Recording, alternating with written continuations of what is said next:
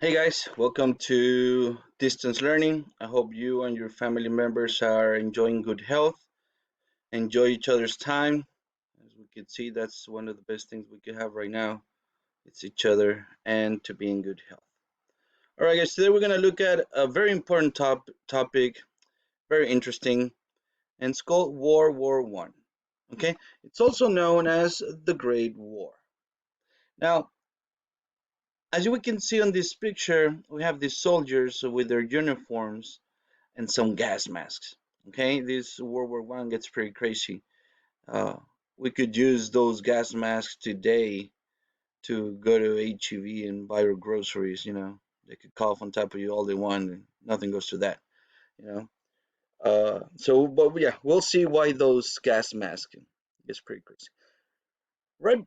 But guys, before we start developing World War One, there's something that we need to understand, and it's two different wars that happened before World War One. Okay, that these two wars started setting up the alliances between the countries in Europe that eventually triggered World War One.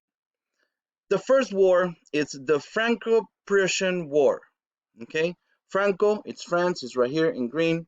Okay, the Prussian, it's the ones in red. Now, Prussian Empire, they are the Germans. It's what eventually is going to become Germany. We just don't call it Germany yet. Okay? It's called the Prussian Empire. So the Prussian Empire, as an empire, wants to grow, wants to expand. Of course, it's going to attack its neighbors. First, France. And it's going to take this part right here. Okay? That part, the red part right there, in this war, the Franco-Prussian War. France loses the war, okay, on and Germany becomes a European mega power under this guy called Otto von Bismarck. Bismarck is like the founding father of Germany, okay, very important guy, brilliant. He's the mastermind of the Franco-Prussian War, okay.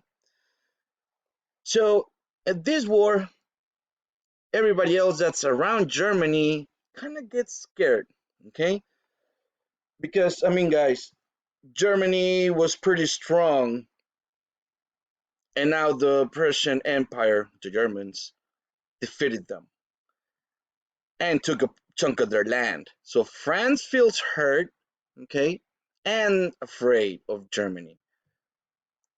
So France, Great Britain, which is England, okay, France, England, and Russia make an alliance in 1907 because they are afraid of Germany.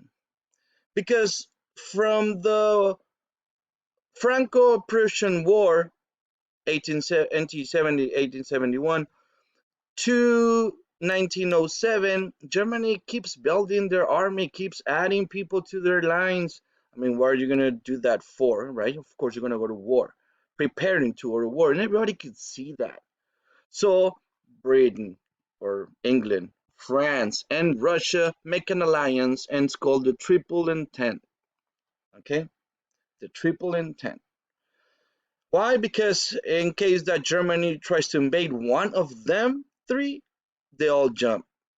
Okay? It's just like, hey, you got my back, France, you got my back, Russia, and they got each other's back. But as we can see, we have another empire right here, the Austro-Hungarian Empire. Okay? Now, the Austro-Hungarian Empire is not afraid of Germany because they are friends. Okay? They are friends. So they're not afraid of each other. They're not gonna attack each other. On the contrary, they're going to support each other.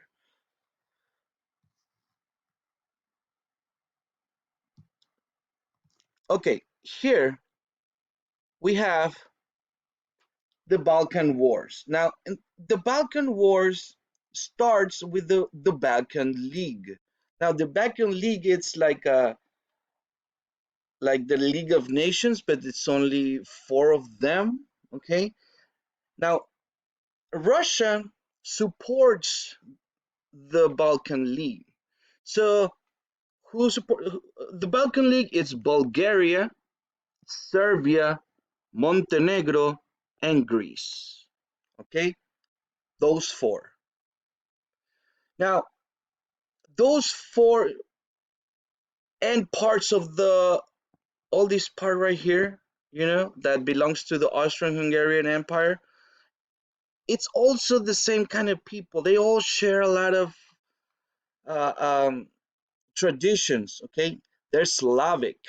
That's their name. Okay, so many Slavics here want to unite, this part of Europe by taking the Turks out of the middle. Okay, now this Turkish Empire, it's also known as the Ottoman Empire. I'm pretty sure you guys heard that in sixth grade. The Ottoman Empire. So we have the Ottoman Empire, dividing these four, countries: Bulgaria, Serbia, Montenegro, and Greece. So they make a league with the support of Russia, who is very very strong, uh, especially because he has the Tsar, and whatever he says is done. So if he says that he's going to support them, he's going to support them. So they go to war against the Turks. Okay, and it's called the Balkan Wars, 1912, 1913. There's two Balkan Wars. I'm going to explain them real quick. Here are the four generals from the Balkan League. Remember, with Greece, okay, Bulgaria, Serbia, and Montenegro. We have here the Ottoman Empire in the middle. Okay, they go to war, and the Balkan League wins. Okay, the Balkan League wins. So the Ottomans get hurt because they lost a lot of territory. Okay,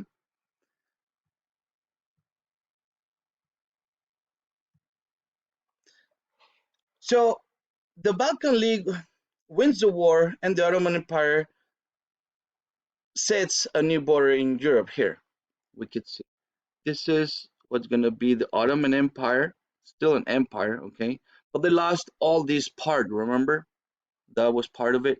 So they lost that part, but now Greece expanded.